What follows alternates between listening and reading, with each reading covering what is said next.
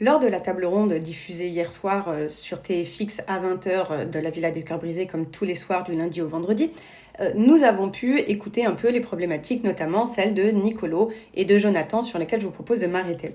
Alors déjà, Jonathan, je trouve que ce qui est intéressant, c'est que il va exprimer la manière dont il s'est fermé en termes d'émotions. Je trouve un peu dommage que le montage ait laissé, parce qu'on voit bien qu'il y a du montage, étant donné que la plupart des histoires sont elliptiques, au sens où on a des trous et on ne comprend pas toujours tout d'ailleurs.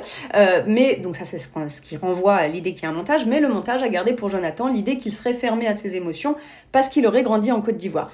Et là, pour le coup, c'est ce qu'on appelle un biais raciste. Parce qu'en réalité, en fait, le fait d'être fermé à ses émotions, c'est plutôt un truc masculin, en réalité, étant donné que les hommes sont socialisés à garder pour eux leurs émotions, à ne pas trop les exprimer. Et ça, j'ai envie de dire que ce soit en Occident, et comme l'Occident, c'est un peu réparti partout, maintenant, c'est mondialisé. Mais en réalité, c'est pas propre, j'ai envie de dire, à quelqu'un qui viendrait de Côte d'Ivoire, d'être plus fermé à ses émotions que quelqu'un, j'ai envie de dire, qui a grandi, par exemple, en Normandie. Vous voyez, par exemple. Voilà, ce n'est pas lié à ça. Par contre, ce qui peut être lié justement à la dimension culturelle, c'est la pudeur qu'évoque d'ailleurs aussi Jonathan dans le fait qu'il n'a jamais dit je t'aime, qu'il peut tout à fait entendre et recevoir l'amour inconditionnel de sa mère, amour nommé inconditionnel par Lucie, et je suis d'accord avec elle à cet endroit-là aussi. Ceci étant, cette pudeur, elle a aussi un sens culturel, vous voyez, parce que par exemple, c'est assez occidental que d'exprimer son amour, hein, on dit la manifestation des émotions à la russe, hein, à la slave, les Allemands qui ont inventé le romantisme, en fait, au 19e siècle. Il y a aussi tout le fait de courtiser qui vient plutôt justement de France, hein, donc de la cour au Moyen-Âge. La notion de chevalerie, de chevaleresque, tout ça, donc tout ce qui est associé au romantisme. Donc finalement, c'est assez européen, finalement, cette vision de l'amour un peu chevaleresque, romanesque, tout ça. Or, il y a plein de cultures où en fait l'amour ne se dit pas, il se manifeste, il s'exprime, il se montre. Hein, quand on veut dire à quelqu'un qu'on l'aime, on lui fait à manger, quand on va lui faire un cadeau. De la même manière qu'on n'a pas tous la manière d'exprimer sa tendresse, c'est pareil aussi pour l'amour. Et c'est pas forcément une mauvaise chose. L'amour n'a pas forcément besoin de se dire, il a besoin de se ressentir. C'est pas au même endroit, vous voyez.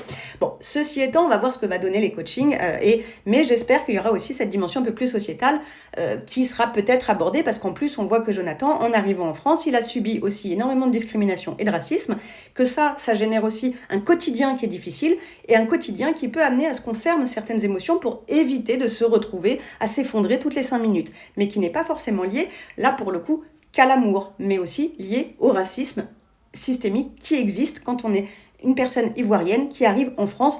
Il a l'air d'être arrivé autour de son adolescence. Donc voilà, typiquement, ça doit pas être simple. Être perçu comme un homme noir en France, c'est pas facile. Bon, ça c'est pour Jonathan et donc j'attends de voir ce que ça va donner.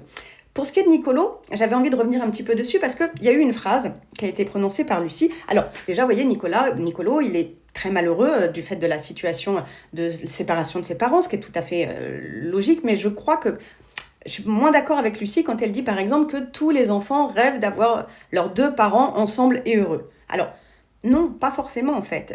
Alors, je ne dis pas que les enfants en fait grandissent et apprennent à vivre avec ce qu'on appelle des figures d'attachement, c'est-à-dire les personnes qui sont là, qui me donnent à manger, qui s'occupent de moi, je vais m'attacher à cette personne-là parce que j'en ai besoin pour survivre. Mais cette personne, j'ai pas besoin de venir de son ventre et j'ai pas besoin de partager son sang. Vous voyez, donc c'est pas forcément papa-maman. Ça peut être quelqu'un, j'ai envie de dire, avec qui j'ai peut-être pas de lien de sang, mais qui va s'occuper de moi. Et c'est ce qu'on appelle le maternage ou le parentage. Même je préfère ce terme-là parce que le maternage, ça renvoie qu'aux femmes, or ça peut être des hommes. Bon. Et donc, laisser penser finalement que les enfants veulent que leurs parents soient toujours ensemble, c'est laisser penser que la cellule familiale de la famille nucléaire est idéale pour les enfants, ce qui n'est pas vrai. C'est la meilleure configuration finalement, et on l'observe à tous les endroits, pour qu'il y ait de la violence intrafamiliale. On voit que le fait, quand les enfants ont plusieurs figures tutélaires et plusieurs figures d'attachement qui sont différentes, il y a moins de risques finalement de violence intrafamiliale parce qu'il y a moins de risques de possession. Donc en fait, cette idée que les enfants sont forcément heureux avec des parents ensemble et heureux, non. Alors déjà, bien sûr que quand ils sont malheureux, c'est catastrophique pour les enfants parce qu'ils vivent, cette souffrance et ils apprennent à grandir avec cette souffrance comme si finalement, c'était pas possible de vivre autrement. Mais en plus, ce qui est important de garder en tête, c'est que les enfants, cette figure de papa-maman, eux, ils ont besoin d'être aimés, point barre, par n'importe qui, pas forcément par leur père et mère.